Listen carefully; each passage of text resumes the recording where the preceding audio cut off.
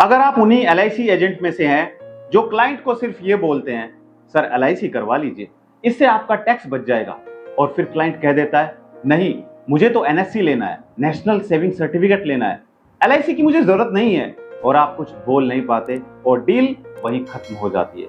तो ये वीडियो आपके लिए गेम चेंजर साबित होने वाली है, क्योंकि आज हम सीखेंगे वो तरीके, वो लॉजिक, वो प्रैक्टिकल पिच जिससे आप सिर्फ एलआईसी नहीं बेचेंगे बल्कि क्लाइंट के मन से एनएससी का नाम भी हटा देंगे और उसे प्रोटेक्शन के लिए तैयार कर देंगे।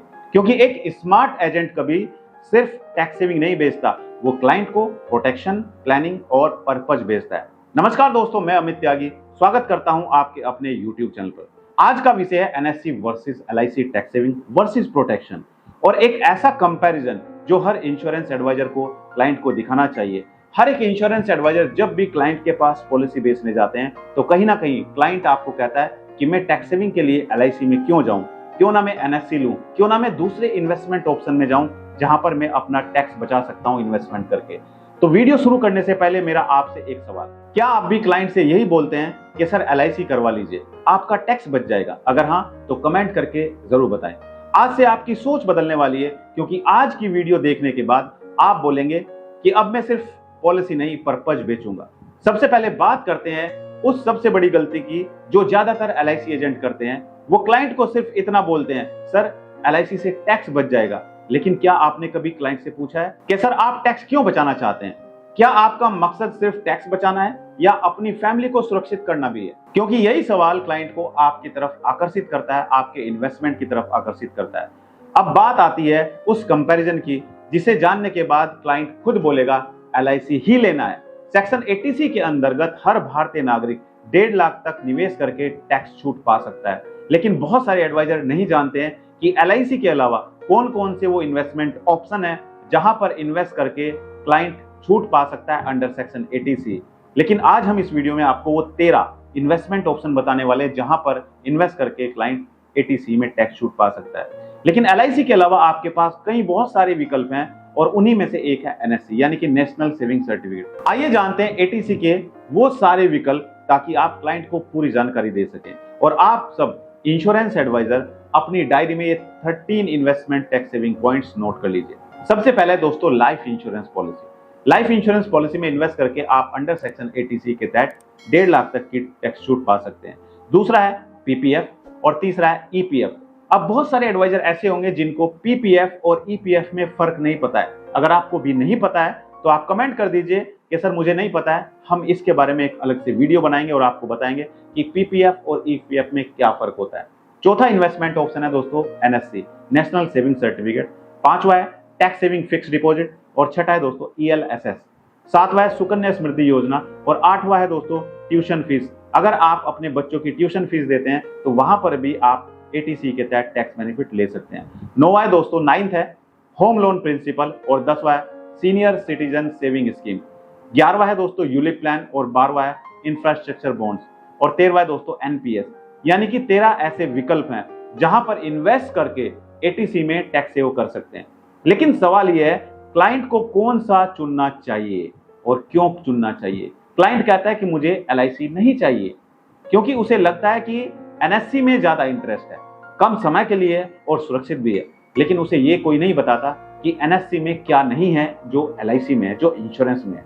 एनएससी में प्रोटेक्शन नहीं है, एनएससी में इमोशंस नहीं है, एनएससी में कोई राइडर्स नहीं है, ना तो क्रिटिकल इलनेस राइडर है, ना ही accidental death and disability benefit rider है, और ना ही प्रीमियम वेवर बेनिफिट राइडर है। एनएससी में टैक्स फ्री मैच्योरिटी नहीं है, यानी कि एनएससी की जो मैच्योरिटी होती है वो टैक्सेबल होती है, उस पर टैक्स कटता है। लेकिन इंश्योरेंस पॉलिसी में अगर आपकी जो पॉलिसी है जो मैच्योर होती है वो टैक्स फ्री होती है। और एनएससी कभी भी परिवार को जीवन की सुरक्षा नहीं देती है। अब कंपैरिजन की बात करते हैं। एनएससी एक फिक्स्ड इनकम स्कीम है जिसमें 5 साल के लिए पैसा लगाया जाता है और उस पर ब्याज मिलता है 7.7%। 2025 के अनुसार 7.7% के आसपास आपको ब्याज मिलता है, लेकिन वो ब्याज टैक्सेबल होता है और उसमें कोई लाइफ कवर भी नहीं होता है। एलआईसी में क्लाइंट प्रीमियम भरता है, उसे टैक्स बेनिफिट मिलता है, साथ ही साथ उसे 10 लाख, 20 लाख, 50 लाख तक का लाइफ कवर मिलता है। डेथ होने पर उसका परिवार फाइनेंशियल सिक्योर हो जाता है, मैच्योरिटी टैक्स फ्री होती है, बोनस मिलता है, और सबसे जरूरी बात पीस ऑफ माइंड मिलता है।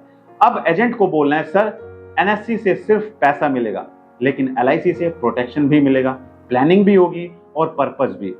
अगर फिर भी क्लाइंट बोले सर मुझे इन्वेस्टमेंट चाहिए, मुझे सिर्फ इंटरेस्ट चाहिए, तो एजेंट कह सकते हैं सर इंटरेस्ट से बच्चों का फ्यूचर नहीं बनता, लेकिन इंश्योरेंस से घर चलता है, इंश्योरेंस से बच्चों का फ्यूचर बनेगा, इंश्योरेंस से आपका रिटायरमेंट बनेगा, इंटरेस्ट से बच्चों का भविष्य बनता है, इंश्योरेंस से परिवार चलता है। अब मेरा आपसे एक सवाल, क्या आपने कभी क्लाइंट को LIC और NSC का ये कंपैरिजन समझा है? अगर नहीं तो कमेंट में जरूर लिखिएगा।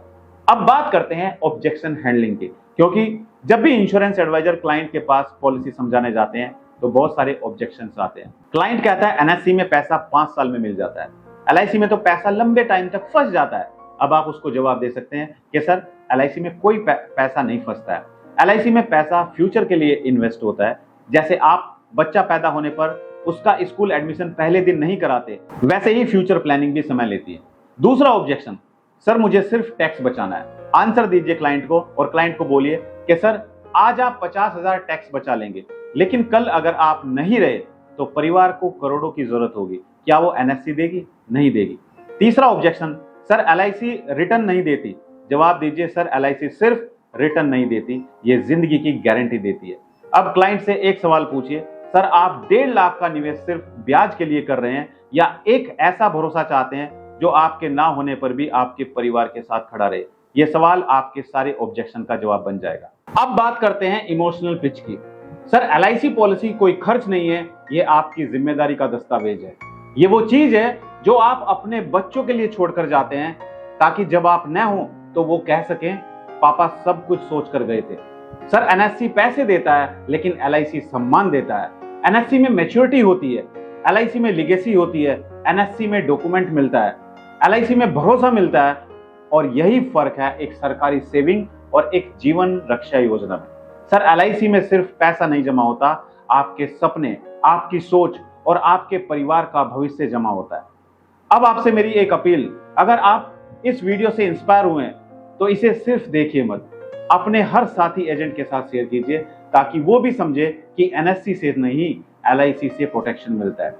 अगर आप चाहते हैं मैं आपके लिए objection handling script, WhatsApp pitch और क्लाइंट प्रेजेंटेशन बनाऊं तो नीचे कमेंट कीजिए। मुझे MDRT बनना है। और हाँ, चैनल को सब्सक्राइब जरूर करें, क्योंकि अगले वीडियो में हम बात करेंगे PPF वर्सेस LIC, कौन ज्यादा सेफ है और कौन ज्यादा सेंसिबल, ELSS वर्सेस LIC, कौन रिटर्न और कौन भरोसा देता है, और टर्म प्लान वर्सेस यूलिप, कौन जिंदगी और कौन इन्वेस्टमेंट का परफेक्ट बैलेंस है। मैं अमित त्यागी आपसे यही कहूंगा, be a protector not just a policy presenter, be a solution not just a seller. क्योंकि एक LIC एजेंट सिर्फ बीमा नहीं बेचता, वो परिवार का भविष्य सुरक्षित करता है। और इस वीडियो को यहीं खत्म करते हुए आपसे कहता हूं, एक बार जोर से बोलिए, मैं सिर्फ पॉलिसी नहीं प्रोटेक्शन बेचता हूं। मिलते हैं अपनी अगली एक और दिलचस्प वीडियो में, तब तक के लिए धन्यवाद। Thank you so much.